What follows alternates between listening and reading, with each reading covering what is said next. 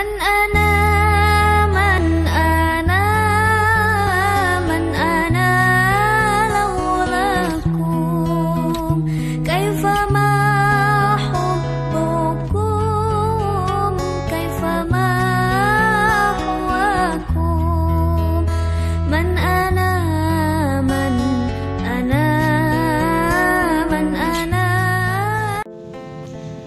Assalamualaikum warahmatullahi wabarakatuh. Saya Muhammad Kurniawan Lubis, mahasiswa Manajemen Pendidikan Islam kelas MPI 2, akan memaparkan ujian akhir semester pertama mata kuliah Al-Quran. Assalamualaikum warahmatullahi wabarakatuh. Perkenalkan, nama saya Nur Siti Maisara.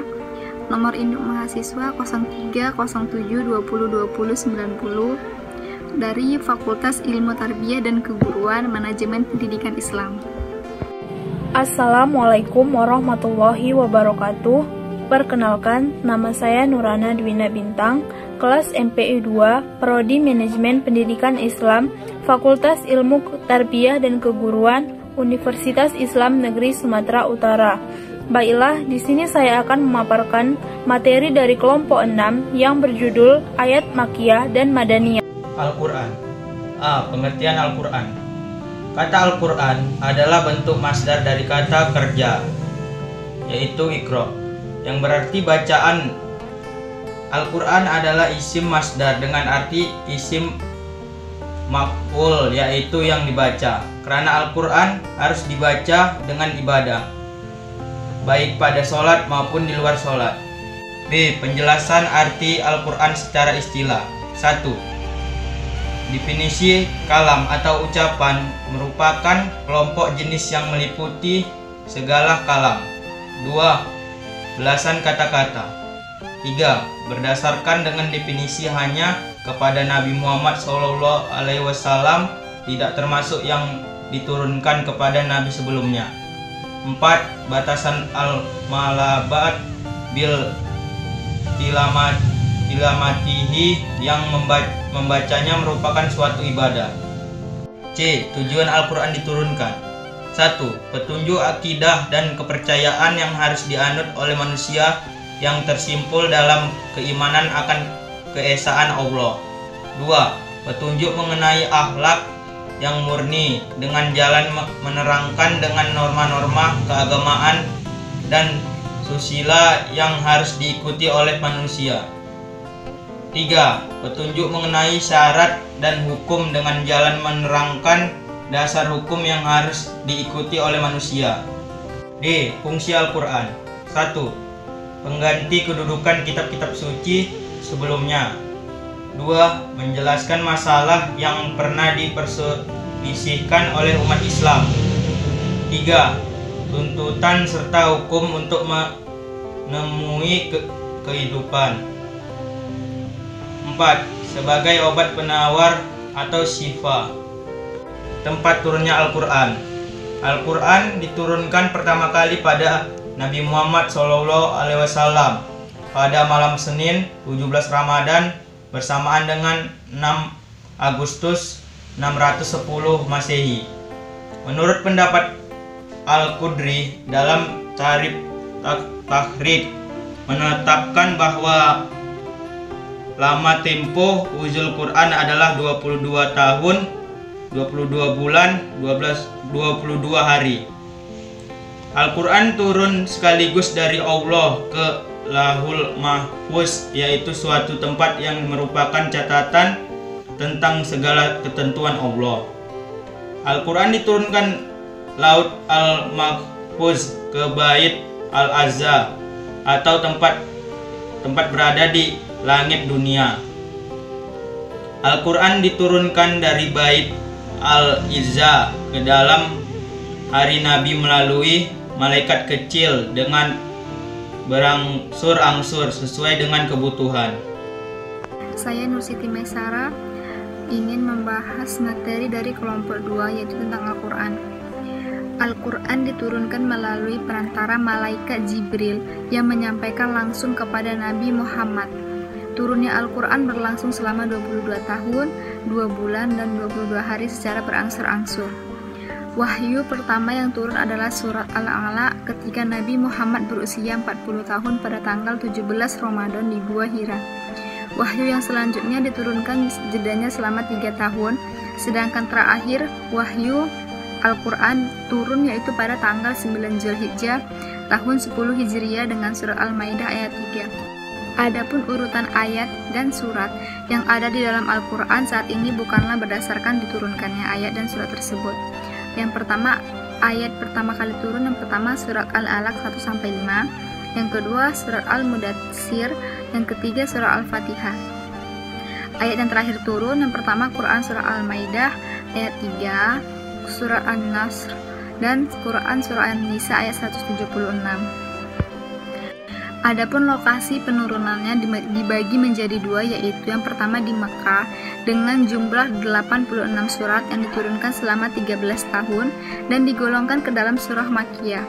Yang kedua, serta di Madinah dengan jumlah 28 surat yang diturunkan selama 10 tahun dan digolongkan ke dalam surat Madaniyah. Dan berikutnya hakikat Al-Quran. Yang pertama, pendapat jumhur ulama Sunni. Mereka berpendapat Al-Quran merupakan kalam Allah yang azali. Jumhur ulama berpendapat bahwa Al-Quran adalah kalam Allah yang eksis bersama zatnya, berada di luar alam nyata. Bentuk dan lafal dalam mushaf adalah simbol akan keberadaan sifat kalam Allah, dan sifat kalam itu adalah qadim sebagaimana qadimnya Allah.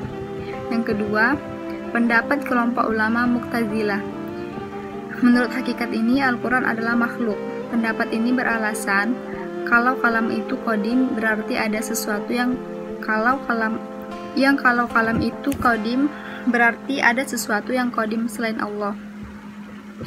Menurut Mu'tazilah dianggap sifat-sifat Tuhan yang qadim oleh ulama Sunni seperti Al-Kalam, Al-Basar, Al-Syam, dan sebagainya tidak lain adalah nama-nama Tuhan. Yang ketiga, Al-Asyar. Beliau menegaskan bahwa untuk sebuah penciptaan perlu kata kun atau jadilah, dan untuk terciptanya kun yang lain dan seterusnya. Oleh karena itu, Al-Quran tidak dapat dikatakan sebagai makhluk. Sejarah penulisan Al-Quran dan tahap pengumpulannya. Yang pertama, ditinjau dari aspek waktu turunnya Al-Quran. Makkiyah adalah diturunkan sebelum hijrah meski bukan di Mekah, sedangkan Madaniyah adalah diturunkan setelah hijrah sekalipun bukan di Madinah. Aspek tujuannya. Makkiyah ialah surat yang diturunkan untuk penduduk Mekah, sedangkan Madaniyah diturunkan untuk penduduk Madinah.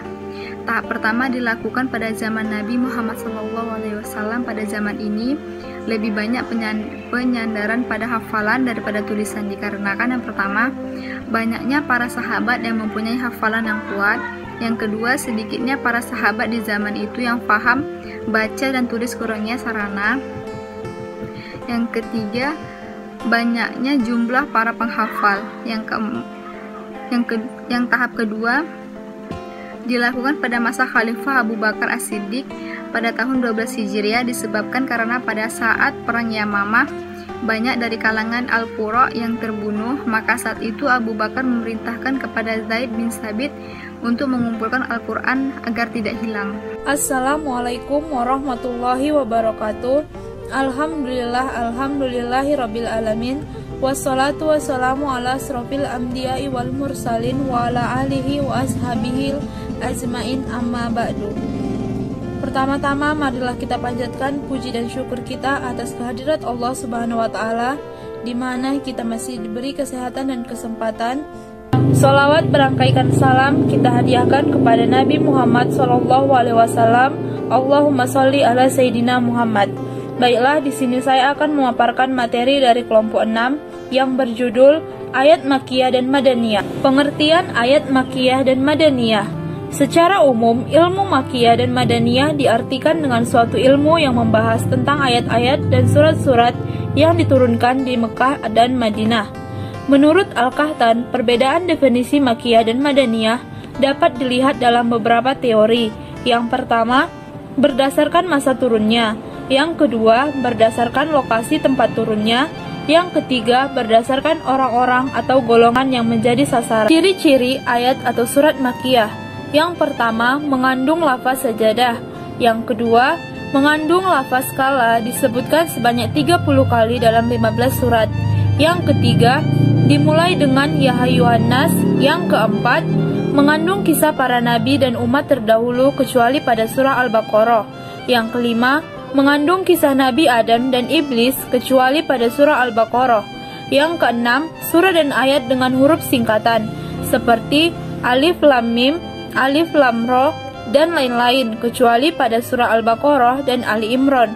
Yang ketujuh, tema dan gaya bahasa dalam bentuk ajakan kepada tauhid, pembuktian risalah, kebangkitan dari hari pembalasan, hari kiamat, neraka dan siksaannya, surga dan nikmatnya, argumentasi terhadap orang musyrik. Yang kedelapan, tema dan gaya bahasa juga mengandung peletakan dasar perundang-undangan, akhlak mulia, dosa orang musyrik, penumpahan darah, memakan harta anak yatim, tradisi buruk jahiliyah, menyebutkan kisah para nabi dan umat terdahulu. Yang kesembilan, suku katanya pendek-pendek, mengesankan, pernyataannya singkat, menggetarkan hati. Ciri-ciri ayat atau surat Madaniyah. Yang pertama, berisi kewajiban atau hak. Yang kedua, di dalamnya disebutkan orang-orang munafik kecuali pada surat Al-Ankabut adalah surah Makkiyah. Yang ketiga, di dalamnya terdapat dialog tentang ahli kitab. Yang keempat, tema dan gaya bahasa menjelaskan ibadah, muamalat, had, kekeluargaan, warisan, jihad, hubungan sosial, hubungan internasional, baik di waktu damai maupun perang. Yang kelima, tema dan gaya bahasa seruan terhadap ahli kitab dari kalangan Yahudi dan Nasrani, ajakan kepada mereka untuk masuk Islam, penjelasan mengenai penyimpangan terhadap kitab Allah, menyingkap perilaku munafik dan berbahaya bagi agama. Yang keenam, suku kata dan ayatnya panjang-panjang, dengan gaya bahasa yang memantapkan syariat serta menjelaskan tujuan dan sasarannya. Urgensi mengetahui atau mempelajari Makkiyah dan Madaniyah. Yang pertama, menjadi instrumen penting dalam menafsirkan Al-Quran.